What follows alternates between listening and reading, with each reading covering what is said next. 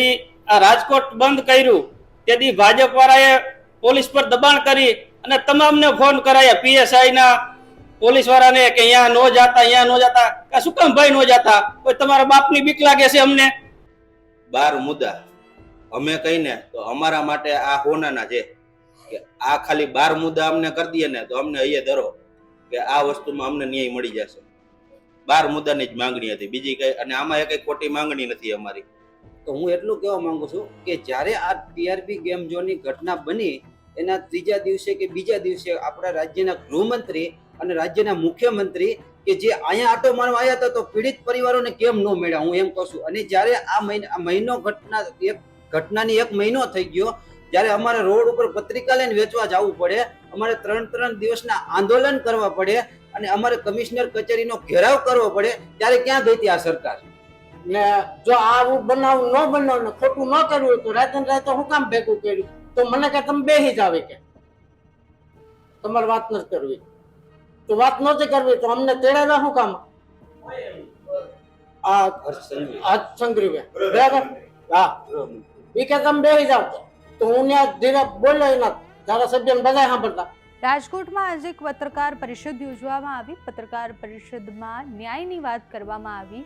વિપક્ષના નેતાઓ હતા, એટલે લાલજીભાઈ પણ હતા અને જિગ્નેશ મેવાણી પણ હતા, પણ સાથે ટીઆરપી ગેમ ઝોનના જે પીડિતો હતા એ પણ ત્યાં હાજર હતા. કોંગ્રેસે જાહેરાત કરી કે ન્યાય યાત્રા કરવાની છે. ઓગસ્ટના પહેલા સપ્તાહથી એટલે 1 ઓગસ્ટથી ન્યાય યાત્રાની શરૂઆત થશે. મોરબીથી લઈને અમદાવાદ, પછી સુરત અને પછી છેલ્લે રાજકોટ સુધી ન્યાય યાત્રા જવાની છે. એટલે ન્યાય યાત્રાના મૂળ મુદ્દા એ રહેવાના છે કે જે પીડિતો છે એમને જલ્દીથી ન્યાય મળે અને તટસ્થ રીતના તપાસ કરવામાં આવે. કોંગ્રેસે પોતાની આ વાત રજૂ કરી, પણ સાથે પીડિત પરિવારો પણ હતા. એ જ પીડિત પરિવાર હતા કે જે થોડા દિવસ પહેલાં જ હજી સીએમને મળીને આવ્યા છે. જ્યારે સીએમને મળવા ગયા ત્યારે ઘણા બધી એ સારી ભાવના આવી કે સીએમ એ લોકોને બોલાવ્યા, એમની વાત સાંભળી, પણ પીડિત પરિવાર કંઈક અલગ કહી રહ્યું છે. પીડિત પરિવારના જેટલા પણ લોકો છે એ બધાએ પોતાનો બળાપો કાઢ્યો એ પ્રેસ કોન્ફરન્સમાં. ઘણા બધા લોકોએ એવું કહ્યું કે ત્યાં અમને બોલાવવામાં તો આવ્યા પણ 10-15 મિનિટ જેટલું પણ અમે મળ્યા નથી, અને સીએમ પાસે જ્યારે રજૂઆત કરી રહ્યા હતા તો અમને બેસાડી દેવામાં આવ્યા, એટલે અમારી રજૂઆતો સાંભળવામાં પણ સરખી રીતના નથી આવી. રાહુલ ગાંધી મળવા આવ્યા પછી એમને ધ્યાન આવ્યું કે ભાઈ અમારે મળવાનું છે એટલે એ મળ્યા, એવું પણ પીડિત પરિવાર કહી રહ્યા હતા. એક બાપ તો એટલી વેદનાથી એમ કહી રહ્યા હતા કે તમારા પોતાના કોઈના દીકરાને એક માચીસની તીલી પણ લાગી છે ક્યારેય તો તમને ખબર પડે કે જેના બળીને ગયા છે. એટલે એ જે આક્રમકતાથી પિતા કહી રહ્યા હતા, એમની વેદના ખૂબ જ ભયાનક હતી, અને વેદના અને સંવેદનાઓ સરકાર અત્યાર સુધી કેમ નથી સમજી શકી એ ખબર નથી.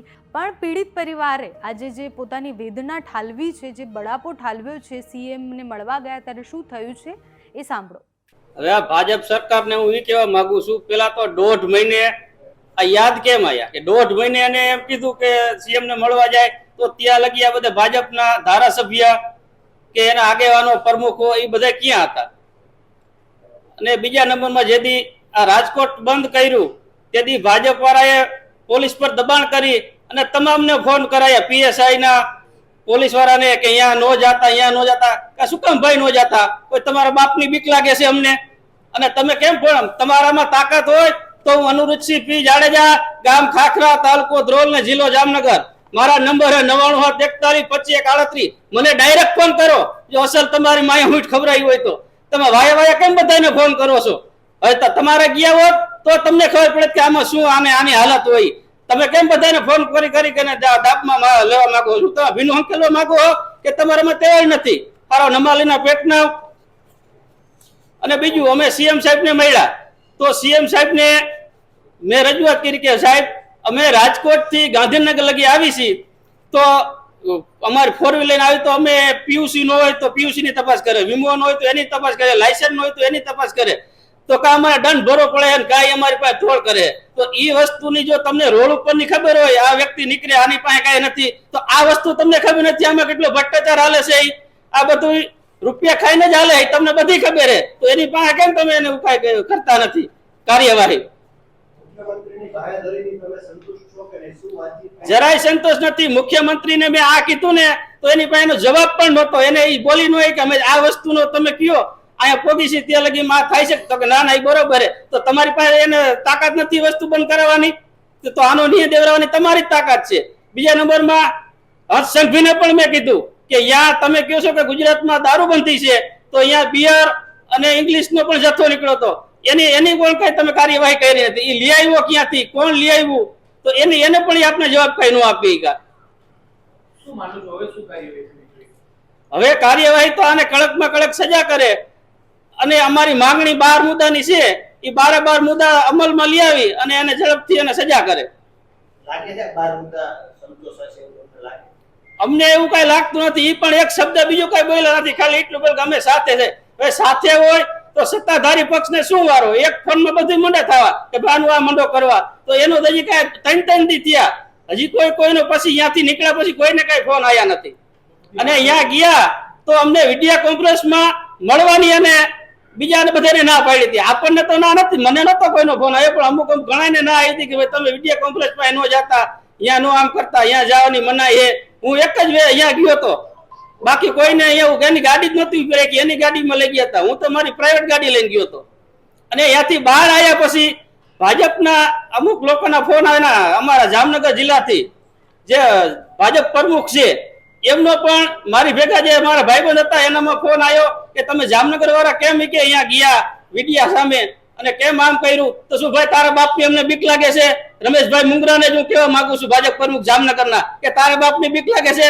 તારામાં તાકાત હોય તો મારા નંબર ઉપર ફોન કરીને કે તમે કેમ અહીંયા ગયા હતા. તું બીજાને કેમ ફોન કરીને કહેશો? તારો છોકરાને ખાલી એક દિવાળી તમે કીધો આંગળી ઉપર, તો તને ખબર પડે કે આનું શું થાય.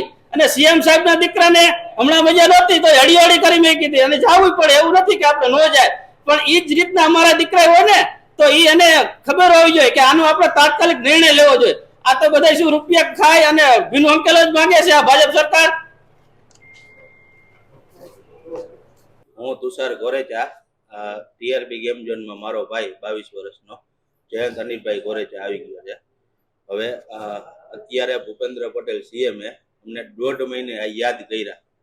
રાહુલ ગાંધી મળ્યા બાદ 1.5 મહિના સુધી અત્યાર લગીમાં બનાવ બન્યો નથી. અત્યાર લગીમાં ભાજપના કોર્પોરેટરથી માંડીને સંસદ સભ્ય સુધીમાં આજ લગીમાં કોઈ મળવા આવ્યું નહોતું. આ બાબતે 1.5 મહિને ભૂપેન્દ્ર પટેલને યાદ આવી કે હવે પીડિત પરિવારને મળવું જોશે. એક વસ્તુ ઈ. અને અમે લેખિતમાં 12 મુદ્દા આપ્યા છે. 12 મુદ્દામાંથી હજી સુધીમાં એકેય વસ્તુમાં અમલ કર્યો નથી. એને 2 દિવસ થઈ ગયા. 12 મુદ્દામાંથી એક પણ નહીં. ન્યાય મળવા માટે અત્યાર લગીમાં અમારે જો 20 દિવસ બનાવ બન્યા હોય 20 દિવસ બનાવ બન્યા હોય અને પત્રિકા લઈને ન્યાય માટે રાજકોટ બંધ કરાવવા માટે અને ન્યાયની અપીલ કરવા માટે રાજકોટમાં ખરા બપોરે આટા મારવા પડતા હોય તો પછી શરમની વાત કહેવાય સરકાર માટે. એક ઈ. અને આમાં 2 વસ્તુ અમે હાલમાં ફરજિયાતમાં માંગણીમાં માંગી હતી કે ટીઆરપી ગેમ ઝોનમાં બનાવ બનેલા એમાં એક સીટની રચના કરવામાં આવે. અમે કઈ એમાં સુપ્રીમ કોર્ટના નિવૃત્ત 2 જજ, ગુજરાત હાઈકોર્ટના નિવૃત્ત ચીફ જસ્ટિસ તેમજ ગુજરાત હાઈકોર્ટના 3 જસ્ટિસ શ્રી અને નિવૃત્ત મહિલા સિટી સિવિલ જજ તરીકે ફરજ બજાવેલી એવી કોઈ પણ એક વ્યક્તિ, આ એક સીટની રચનાની અમે પૂર જોરમાં માંગણી કરી હતી. અને એક તપાસ અધિકારી માટે અત્યારે તપાસ કરે છે એના ઉપર અમને ભરોસો નથી. આ કેસ બન્યો એના 2 કે 3 દિવસની અંદર જ એના ઉપર 3 કરોડનો તોડ કરવાનો આરોપ આવેલો હતો. એ અમને પછી જાણ થઈ. હવે જો એ 3 કરોડનો એ બાબતમાં તોડ કરતો હોય પોલીસ ઓફિસર તો આ કેસમાં ન કરે એની શું ગેરંટી? એટલે તપાસ અધિકારીમાં ગેમ ઝોનમાં અત્યારે જે ચાલુ છે એમાં આઈપીએસ સુધા પાંડે, સુજાતા મજમુદાર અને નિલિપ્ત રાય, આ 3 માંથી કોઈ પણ 2 વ્યક્તિને એમાં તપાસ અધિકારીમાં પોસ્ટિંગ આપે. એ 2 વસ્તુમાં અમે સૌથી વધારે જોર રાખીને માંગણી કરી હતી. અને 6 મહિનામાં ટ્રાયલ પૂરો થાય એ બાબત મુદ્દા એને આપણે આવેદન પત્ર ટૂંકમાં મારી પાસે જે છે એમાં 10 જણાનું સાઇન કરેલું છે. 10 જણાની સાઇન કરેલી છે. 10 પરિવાર થ્રુ આખો લેટર આપેલો હતો. એમાં હર્ષ સિંઘવી અને સીએમ સાહેબ બેયને આ વસ્તુ આપણે વચાવી, બેયને એક કોપી આપી. અહીંયા આપીને જ આવ્યા છીએ. 12 મુદ્દા અમે કહીને તો અમારા માટે આ હોનાના છે કે આ ખાલી 12 મુદ્દા અમને કરી દઈએ ને તો અમને અહીંયા ધરો કે આ વસ્તુમાં અમને ન્યાય મળી જશે. 12 મુદ્દાની જ માંગણી હતી, બીજી કઈ. અને આમાં કઈ ખોટી માંગણી નથી અમારી કે નો બને એવી, એમ કે સરકારશ્રી દ્વારા આ વસ્તુ શક્ય નથી કે અમે જે માંગણી કરી એ પૂરી કરી શકે.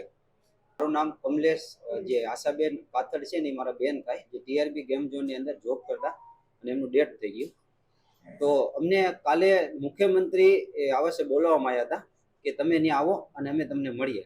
તો હું એટલું કહેવા માંગુ છું કે જ્યારે આ ટીઆરબી ગેમ ઝોનની ઘટના બની એના ત્રીજા દિવસે કે બીજા દિવસે આપણા રાજ્યના ગૃહમંત્રી અને રાજ્યના મુખ્યમંત્રી કે જે અહીંયા આટો મારવા આવ્યા હતા, તો પીડિત પરિવારોને કેમ ન મળ્યા, હું એમ કહું છું. અને જ્યારે આ મહિનો ઘટનાની 1 મહિનો થઈ ગયો, જ્યારે અમારે રોડ ઉપર પત્રિકા લઈને વેચવા જવું પડે, અમારે 3 દિવસના આંદોલન કરવા પડે અને અમારે કમિશનર કચેરીનો ઘેરાવ કરવો પડે, ત્યારે ક્યાં ગઈ હતી આ સરકાર?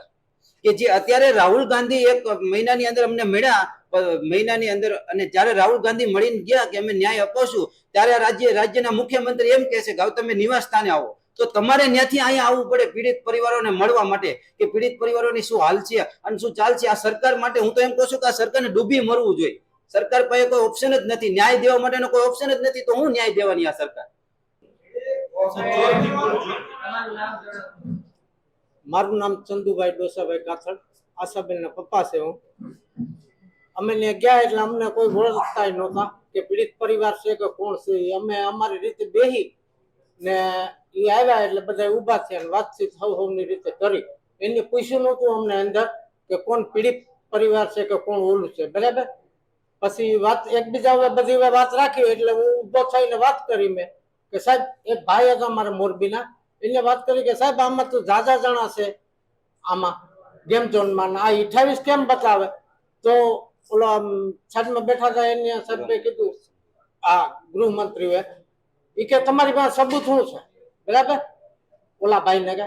એટલે હું બેઠો થઈને કીધું કે સાહેબ હું ત્યાં રોજ જતો હતો ને ત્યાં કેટલા દિવસથી આવા બનાવ બનતા, 3-4 ફેરા આગ લાગી, કોઈ ધ્યાન ન દીધું, 5-6 ફેરા, આ 4-5 મહિનાથી 4-5 ના હાથ ભાંગી ગયા, તોય કઈ ધ્યાન ન દીધું. ના આ 1.5 મહિનાથી વેલ્ડિંગ કામ ચાલુ હતું, બરાબર. ત્યાં પાસે ડીઝલ ને પેટ્રોલ ના ટેન્ક પડ્યા હતા અને થર્મોકોલ ના થપ્પા પડ્યા હતા.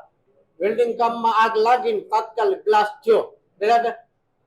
ને જો આવું બનાવ ન બનાવ ને ખોટું ન કર્યું તો રાતે હું કામ ભેગું કર્યું? તો મને કે તમે બેસી જ આવી, કે તમારે વાત નથી કરવી, તો વાત નહોતી કરવી તો અમને તેડાવ્યા શું કામ? આ હર્ષસંઘવી, બરાબર.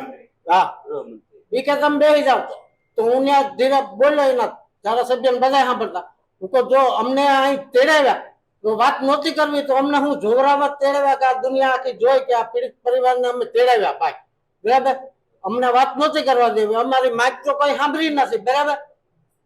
તો અમને તેડાવે તો હું અમારે એ વાત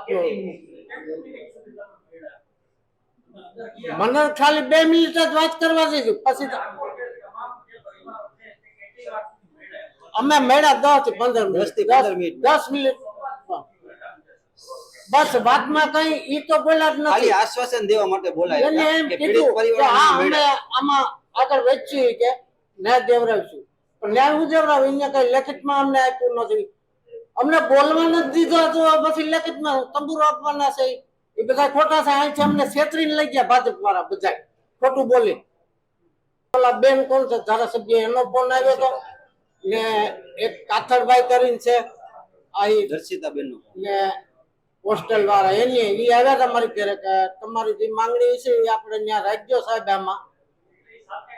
હા, તો માંગણી હું અમારી વાત જ નથી કરવા દીધી. તો અવાજ દબાવી દેવામાં આવ્યો છે આ સરકાર. કાકા હું ત્યાં મેં એમ કીધું કે હું લાઈવ હતો, મેં જોયું બધું ને તમે કહો કે સબૂત શું છે હું બતાવું, તો મને કે તમે બેસી જાઓ. તો પછી અમને તેડવાનો અર્થ શું હતો? કે આ બધા જોઈ કે અમે પીડિત પરિવારને તેડાવ્યા. ખાલી આશ્વાસન દેવા માટે બોલાયા હતા. અમે તમને